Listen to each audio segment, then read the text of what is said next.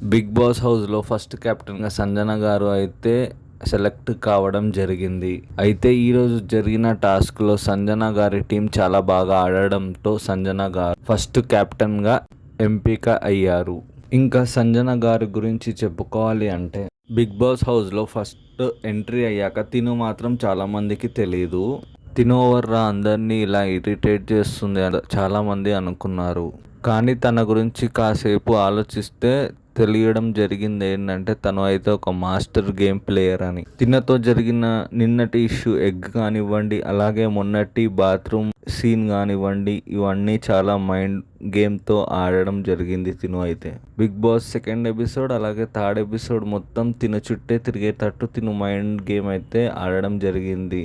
So తను అయితే ఇప్పుడు క్యాప్టెన్గా అయితే చూడబోతున్నాం నెక్స్ట్ వీక్ నుండి. తిను అయితే నామినేషన్స్లో ఉంది. అలాగే మన ఛానల్ని ఫాలో అవ్వకుంటే ఫాలో అవ్వండి.